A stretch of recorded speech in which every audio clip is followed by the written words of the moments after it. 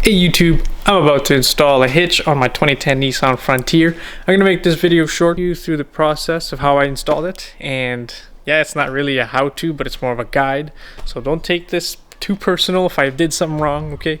But yeah, let's get going. Obviously, before anything, you want to disconnect your negative battery. Obviously, the first steps are to grab your parts. Make sure to round them all up. So first need a hitch.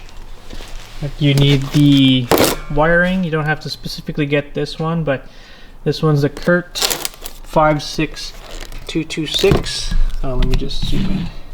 And obviously your trailer brake. I got the Takancha 8508220.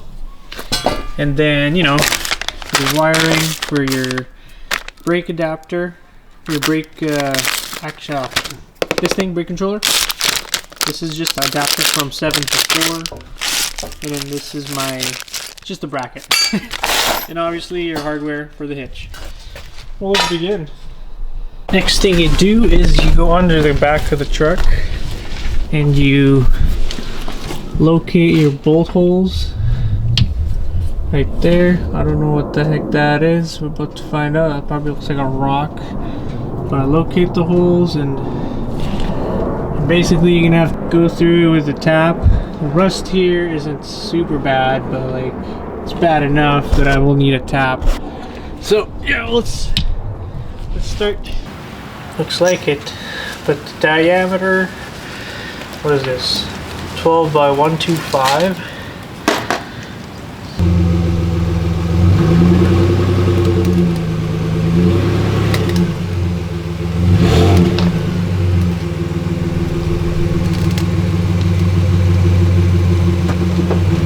Good idea to put one of these. Yeah, there you go.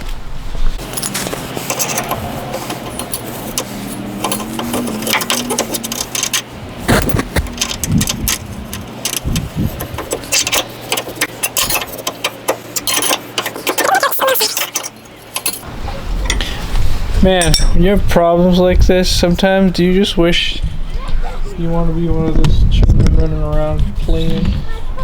Like, come on, dude. I mean, hey, I got a truck and they don't, so there we go. I can kind of undo it by hand. Oh yeah, there we go. Oop. Oh, rust. Oh yeah, nice. That's one. Freaking 4 to go. Or no, 5 to go. It's gnarly, dude. For your Frontier, if you have these cables, this is on the driver's side. This is the back. This is the driver's side on the frame. There should be 2 wires here, or 2 connectors. They're just sitting here. They have caps. You're going to want to take them off and then give them a clean as well. It's basically where your 7-pin and your turn signals and brake lights are going to be here, and also your brake controller. So yeah, just make sure you have that before you buy anything. Alright. Man, that took way too long. But hey, it's all tapped now. No more rust on the threads. At least on the threads, but everything else seems rusty. But hey, it'll work as long as the bolts thread in there. Ooh, smooth like butter.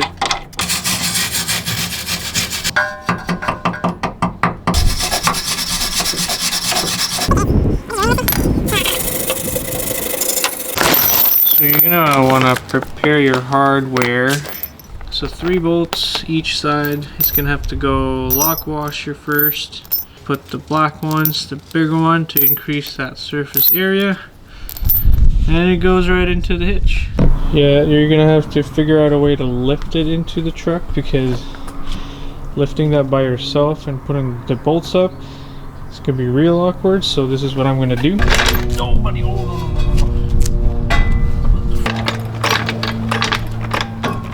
The jack is only so high. This side's real nice and close, perfect, so I can just put the middle ones and then I can let it go and then start torquing it down. Touch bottom, middle first.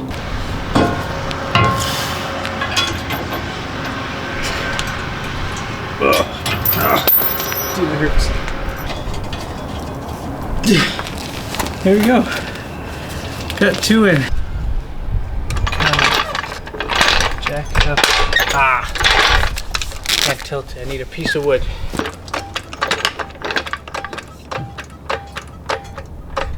There we go.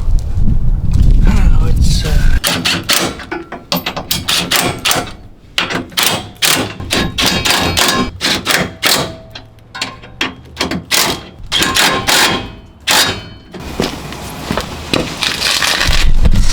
on the manufacturer spec sheet it said 68 foot-pounds of torque on these things, so then do the other side and you're good to go. Y'alls, we got a hitch. Finally, I can haul stuff. I have a trailer that I haul. It's a 7x14. Look at that. Beautiful. Okay, let's check the other side. Oh yeah. Here you have it. Here's that hitch. Now for the wiring. I'm a little bit disappointed on this one because the 7-pin does not. I bought this bracket from Amazon and you know I thought all of them would just work because they're all universal or whatever, but in fact in this case it's quite not universal. It's literally not lining up. And like, dude, look. The 7-pin is wider than the actual bracket, so this is gonna suck. I'm gonna have to modify this thing. I mean, this is only $10, but at the same time, come on, man. Like, this package, you're gonna want to grab the one with the circle, which is the 7-pin essentially. Oh, those are the caps. And those are your two connectors, right there. There you go. Click. Oh, so the wire's plugged in, and then I just zip tie it right onto the frame there, and then another one by the frame. So for now, I kind of temporarily installed one bolt on this thing. It fits on one hole, but it's whatever. It's tight enough that it's not going to come off. So you'll see this wire and these three relays. This goes into the passenger side footwell. You're gonna pop open this portion of the footrest, and then yeah, you're gonna plug it in right underneath there. Let me just get rid. You wanna undo the. So this pops out. Just pull this. There we go.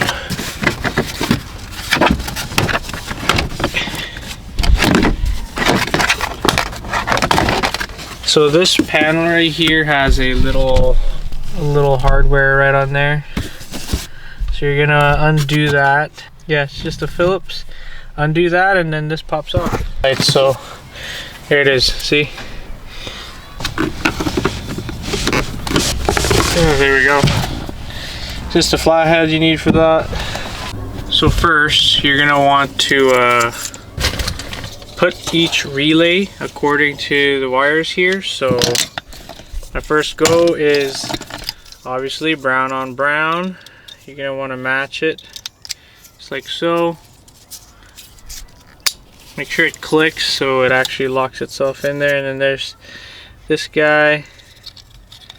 I think they all go one way. Let me just check to see. Is this interchangeable? They are interchangeable, but so it doesn't matter where you put the blue ones because they're the same relay. They just do the same thing, but they are connected to different things, but they do the exact same thing, so you're fine. So you're gonna want to make sure that thing clicks in there. So we're gonna have to plug it in down there, you're gonna see a little plug right there. You see that female plug there, or the male? That's where you're gonna plug it in. Firmly press in there. Let me figure out which way it goes.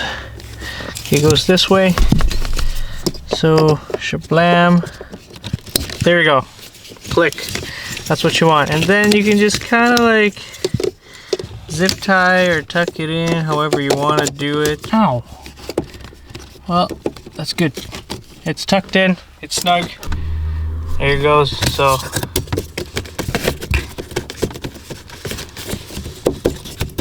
see, snug in there. We're good. There we go. There we go. And then don't forget this guy. Nice. Just put everything back together. We're good. Everything's installed right according to the instructions manual, so we're all good. This goes on the driver's side. There's a little plug above the driver, the pedal, accelerator pedal, and this is a Takancha proportional brake controller.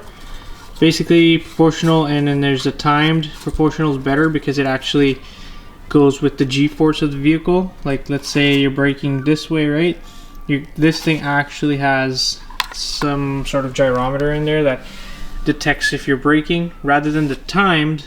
The timed one actually just, when you hit the brakes, it goes to a certain voltage and then it kind of decreases after that, which I'm not a big fan of. It's actually kind of jerky. So this one hopefully should be smoother. If you come to the driver's side, you're gonna see under here, this is the accelerator pedal right there. That's the brake pedal. Up above it, you'll see this guy. That's your plug. So it's right there, and kaboom, click. That's it. And then you put your brake controller right up wherever you want it. But make sure this cable is nice and zip tied up there, because you don't want that on your foot. So now I have that thing in there. I didn't screw into the frame or the plastic, but I just double-sided tape it because I don't want to damage my thing. In case I wanted to move it or something, double-sided tape will work for now. But yeah, it's zip tied underneath. I don't know if I can show you it. It's kind of hooked in there. So, but yeah, that about wraps it up. So yeah, it's all done. That's how you do it on a 2010 Nissan Frontier. But anything from 05 to 17, 18, 2019, sorry, 05 to 2019, they're all similar, pretty much like that. But yeah, if you enjoyed this video, hit that like and sub, you know, always helps. Anyway, take care, y'all. See you later.